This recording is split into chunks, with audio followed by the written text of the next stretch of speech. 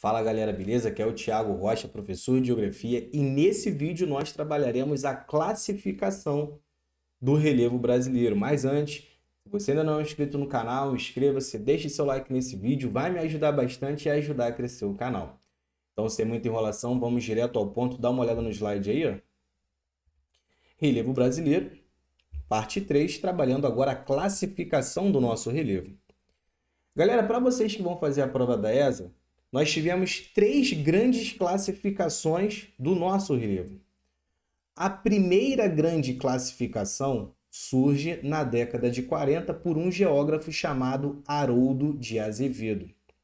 O Haroldo de Azevedo ele levou em consideração, para classificar, o nosso relevo, as cotas altimétricas, ou seja, a altitude. Quando Haroldo de Azevedo foi classificar o nosso relevo, ele levou apenas em consideração a altitude do lugar. Ele chegava em um determinado lugar e tudo que estivesse acima de 200 metros ele considerava como um planalto e abaixo de 200 metros ele classificava como uma planície. Daí classificar apenas pelas cotas altimétricas. Nessa primeira classificação, 59% do nosso território era formado por planaltos e 41% formado por planícies. Desde a primeira classificação do Haroldo de Azevedo, o nosso relevo já era predominantemente planáltico e ainda hoje é assim, tá? Ainda hoje nós temos mais planaltos do que planícies, tranquilo? De acordo com a classificação do Haroldo de Azevedo, o Brasil possuía 8 grandes unidades de relevo, sendo que 4 eram planaltos e 4 grandes planícies. Por mais que você tivesse 8 grandes unidades, algumas pessoas podem se confundir. Ué, mas como é que nós temos mais planaltos do que planícies se eram 4 planaltos e 4 planícies? Aqui a gente está trabalhando com a extensão, tá? 4 grandes unidades de planaltos e 4 grandes unidades de planícies, mas a extensão dos planaltos era uma extensão bem maior do que a extensão das planícies. Aqui, ó. Olha o mapa. Em marrom, os planaltos, e em verde, as planícies. Olhando para o mapa, você vai perceber que a extensão dos planaltos no nosso território é uma extensão bem maior. Beleza? Voltando aí. Então, 4 grandes planaltos. Planalto Central, Planalto das Guianas, lá no norte, Planalto Meridional, que predomina no sul, e o Planalto do Atlântico, pegando o Sudeste e Nordeste. Já em 4 planícies, a gente tinha Planície Amazônica, Planície do Pantanal, considerada aí a maior planície inundável do Brasil, as planícies litorâneas e lá no sul, a Planície dos Pampas. Repare que aqui no mapa, ó, Planície dos Pampas fica aqui embaixo, mas no mapa não tem o nome, tá vendo? Esse mapa aí é o mapa da classificação do Haroldo de Azevedo, só que está no livro lá do Eustáquio de Sene, livro muito bom, por edital da ESA, só que no mapa do livro não tem o nome, Planície dos Pampas, mas fica ali embaixo, tá? Conta ele também. Então, 4 grandes planaltos, 4 grandes planícies. Tem que lembrar que sempre que falar de Haroldo de Azevedo, e classificou pela altitude. Já na década de 50 surge uma nova classificação feita pelo Aziz Absaber. Aziz Absaber foi muito importante para a geografia e para quem faz a prova da ESA já viu Aziz Absaber também na aula de domínios morfoclimáticos. O Aziz Absaber também classificou os domínios aqui no Brasil. Mas o Aziz Absaber, na década de 50, decide fazer uma nova classificação do nosso relevo. Para o Aziz Absaber, classificar o relevo apenas pela altitude, apenas pelas cotas altimétricas, é um estudo muito rudimentar, né? Muito rude. Então ele precisava aprofundar o conteúdo. Para Aziz Absaber e sua classificação, ele vai estudar o relevo brasileiro a partir da sua geomorfologia, ou seja, pela formação do relevo. Ele leva em consideração, na hora de classificar o relevo brasileiro, a formação desse relevo, como que ele se formou. Para o Aziz Absaber, planalto é o relevo onde predomina o processo de erosão. Processo de erosão no planalto é superior à sedimentação, ou seja, no planalto você tem mais perda de sedimento do que acúmulo. Planalto são as regiões mais altas. Então, para o Aziz Absaber, nessas regiões mais altas, você tem mais perda de sedimento do que acúmulo. Imagina o seguinte, imagina que você está do alto de um morro, beleza? E aí venta ou chove. A água da chuva e o vento vai levar a areia que está lá em cima do morro para a parte mais baixa do relevo. Então, para o Aziz Absaber, lá em cima, de onde está saindo a areia, é um planalto, e lá embaixo, onde a areia está acumulando, é uma planície, tá? Então, aqui, ó, planalto, a erosão, a perda é superior, e a planície é o tipo de relevo onde a sedimentação, o acúmulo de sedimento, é superior à erosão. Nós temos mais acúmulo de areia do que perda na área de planície. Segundo a classificação do Aziz Absaber, 75% do relevo brasileiro formado por planaltos e 25% formado por planícies. A área de planalto acaba aumentando e a área de planície diminui. O Aziz Absaber divide o Brasil em 10 grandes compartimentos, 10 grandes unidades, sendo 7 planaltos e 3 planícies. 7 grandes planaltos: Planalto das Guianas, Planalto Central, Nordestino, do Maranhão, Piauí, Meridional, como eu disse, é muito importante, planaltos e serras do Atlântico Leste e Sudeste, ou serras e planaltos do Atlântico Leste e Sudeste, também muito importante, onde você tem, por exemplo, a Serra da Mantiqueira, entre o Rio, São Paulo e Minas, e o Planalto Uruguaio Sul Rio Grandense. Já em relação às planícies, planícies e terras baixas amazônicas, onde você tem o Rio Amazonas, planície do Pantanal, como eu disse, maior planície inundável do Brasil, e as planícies e terras baixas costeiras no litoral. E essa é a classificação do Aziz Absaber. Como eu disse, ó, ao longo das classificações, a extensão da planície amazônica diminui. Reparando aqui, ó, olha esse mapa e olha o mapa do Haroldo de Azevedo.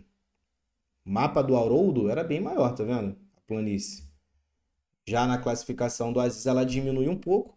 E como eu disse, ó, o Planalto Central, o grande Planalto brasileiro, ele vai sendo subdividido em outros planaltos. Agora, a última classificação do nosso relevo foi feita por um geógrafo chamado Jurandir Rossi, na década de 80.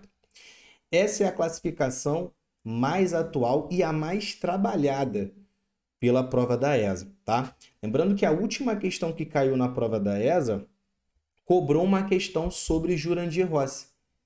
E foi bem problemática porque ela te dava, a prova da ESA, né, 5 opções. Cada opção, cada alternativa tinha 2 nomes. E você tinha que saber de cabeça o nome correto de cada unidade do relevo do Jurandir Rossi. E no total são 28 unidades. Então foi uma questão bem problemática abordando aí a classificação do Jurandir Rossi. Mas vamos com calma, ó. Como eu disse, a classificação do Jurandir Rossi é a mais atual, a mais trabalhada aí pelos concursos. Essa classificação surge a partir de um projeto durante o governo militar chamado Radam Brasil. Radam Brasil significa Radar da Amazônia. Os militares, para mapear os recursos naturais da Amazônia, criaram um projeto onde você acoplava uma câmera fotográfica embaixo do avião. Nós chamamos isso de aerofotogrametria. Você colocava uma câmera embaixo do avião e o avião ia sobrevoando a floresta amazônica, tirando várias fotos. Então, com esse programa Radam Brasil, o principal objetivo era mapear os recursos naturais da Amazônia, até onde ia um determinado rio, aonde ia a floresta, aonde ia um recurso natural específico. Jurandir Rossi pegou essas imagens que foram feitas pelo Radam Brasil, imagens aéreas, e viu que tinha um tipo de relevo que não era falado anteriormente, que é a depressão. Coloquei aqui, ó, depressão. Até então só tinha planalto e planície. Na classificação do Jurandir Rossi aparece a depressão, que é um relevo aplanado, né? Não tem aquele grande declive o tempo inteiro, é um relevo mais aplanado, de menor altitude em relação ao seu entorno. É um vale, isso aqui, ó. Isso aqui é uma depressão.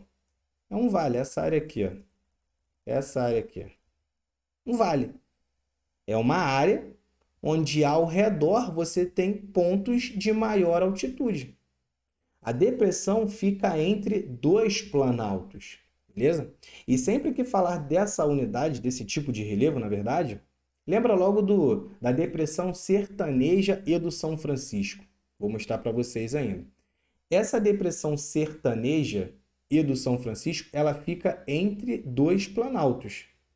De um lado, você tem o planalto da Borborema e do outro lado, o planalto do Parnaíba. Entre o planalto da Borborema e o planalto do Parnaíba, esse grande vale, essa grande depressão sertaneja e do São Francisco. Show de bola? Mas voltando aí, ó. Na depressão, a erosão é superior à sedimentação. Toma muito cuidado com isso, porque geralmente quando eu trabalho esse conteúdo em aulas presenciais, muitos alunos ficam confusos. Vocês não podem ficar confusos na hora da prova. Planalto e depressão predomina a erosão, tá? Planalto e depressão predomina a erosão, perda de sedimento. Na geografia, nós trabalhamos sempre com predomínio. É claro que na área de depressão, nessa área de vale, vai acumular sedimento. Olhando para a unidade, ó, esse vale aqui, vai acumular sedimento. Agora, não é o que predomina. Esses sedimentos continuam saindo dessa depressão em direção às partes mais baixas do relevo, em direção às planícies, em direção aos rios. Ao redor dos rios, principalmente dos grandes rios, você tem a planície. Então, na depressão predomina a erosão. Planalto e depressão, erosão. Planície, que é sedimentação. Show de bola? De novo, eu vou repetir isso 10 vezes. Planalto e depressão, erosão. Planície, sedimentação. É o que predomina. Galera, nós temos depressões absolutas e depressões relativas. Isso no mundo. Aqui no Brasil, não existe depressão absoluta. Eu coloquei aqui, ó. Não existe no Brasil depressão absoluta. Depressão absoluta é quando esse vale aqui, ó, quando essa depressão está abaixo do nível do mar.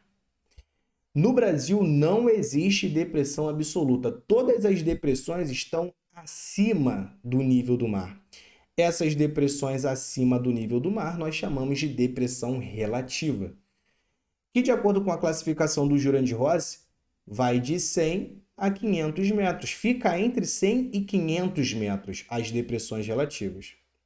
Juran-de-Rossi, quando foi classificar o relevo brasileiro, ele levou um pouco da classificação do Haroldo e um pouco da classificação do Aziz. Por quê?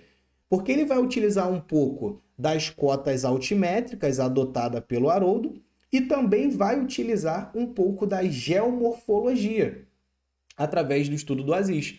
Tanto é que quando ele fala que a depressão predomina erosão, isso é geomorfologia. Aziz Absaber fez isso. E quando ele fala que as depressões relativas ficam entre 100 e 500 metros, isso é altimetria. Haroldo de Azevedo. Então, na classificação do Jurandir, é um pouco dos dois. Show de bola? De acordo com a classificação do Jurandir, o Brasil possui 11 grandes planaltos, 11 depressões e 6 planícies. Ah, mas 11 planaltos e 11 depressões. Mas o que predomina aqui? Predomina planalto porque a extensão desses planaltos no território brasileiro é uma extensão bem maior do que as depressões e as planícies. E aqui nós temos o mapa da classificação do Juran-de-Rossi. 28 nomes. No próximo vídeo, a gente vai trabalhar as principais características aqui no Brasil, tá? Dos planaltos, das planícies e das depressões. Nesse vídeo aqui, eu estou trabalhando apenas a classificação pelos 3 geógrafos. Mas essa é a classificação do Juran-de-Rossi, 28 unidades, sendo que nós temos mais planaltos do que planícies. E outra coisa, sempre que falar dos planaltos, foca nessa região aqui, ó. Região centro-sul do Brasil. Os planaltos são predominantemente encontrados na região centro-sul do Brasil. Show de bola? Recomendo também, toda vez que vocês forem estudar relevo, dá uma olhada no mapa do Jurandir, porque, como eu disse, a última questão foi muito decoreba. Então, você tinha que ter um pouquinho de noção dessa classificação feita por ele aí, tá? Então, sempre que for estudar relevo, dá uma olhada na classificação dele. Show de bola? E para fechar, em relação ao perfil topográfico. Reparando esse mapa aqui, ó, tá vendo que tem uma linha vermelha? Vou até apagar aqui para não confundir. Tá vendo que tem umas linhas vermelhas aí traçadas no mapa? Essas linhas vermelhas aqui, ó, de A, B, de C, D e de E a F, entre E e F, isso é um perfil topográfico. Você traça uma linha no mapa para ver qual é o perfil, qual é o relevo entre o ponto A e o ponto B. E aí é mais para estudo mesmo e compreensão, ó. Do ponto A, aqui em cima, primeiro eu vou fazer do ponto A, ó. Do ponto A para o ponto B, traçando um perfil do relevo, o que nós temos é esse aqui, ó. Esse primeiro mapa, ó. Do ponto A para o ponto B. Do ponto A para o ponto B, nós temos os planaltos residuais norte-amazônicos. Perceba que é alto pra caramba. Que é justamente onde nós temos os maiores picos culminantes do país, os maiores pontos em relação à altitude, como o Pico da Neblina. A gente vai trabalhar no próximo vídeo. Então, do A para o B, os planaltos residuais norte-amazônicos. Aí aqui embaixo, ó, depressão marginal norte-amazônica, a grande planície do rio Amazonas. Em áreas verdes, nós temos terrenos sedimentares. Depressão marginal sul-amazônica, nós temos a norte-amazônica e a sul-amazônica. E os planaltos residuais sul-amazônicos. Sempre que falar que um relevo é residual, é um relevo resistente ao desgaste, tá? Planaltos residuais são planaltos mais resistentes à decomposição, ao desgaste das rochas. Do ponto C para o ponto D, tem um cachorro latindo aqui, ó. Dá para ouvir, né? Do ponto C aqui, ó, para o ponto D, perfil topográfico que nós temos. Os planaltos e chapadas da bacia do Parnaíba, Rio Parnaíba aqui, ó, muito importante no Nordeste, no meio norte nordestino. Aí nós temos a depressão sertaneja, como eu disse, a depressão sertaneja fica entre planaltos e chapadas do Parnaíba e os planaltos da Borborema, né? Planalto da Borborema. E aqui no litoral, os tabuleiros litorâneos. Muito comum no litoral nordestino essas planícies e tabuleiros litorâneos.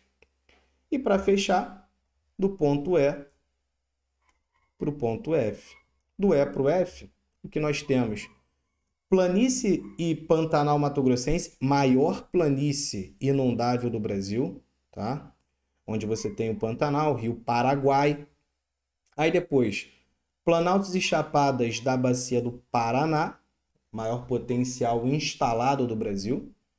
A depressão periférica, uma pequena depressão entre esses planaltos e chapadas da bacia do Paraná e os planaltos e serras do Atlântico Leste e Sudeste, onde nós temos Serra do Mar e Serra da Mantiqueira.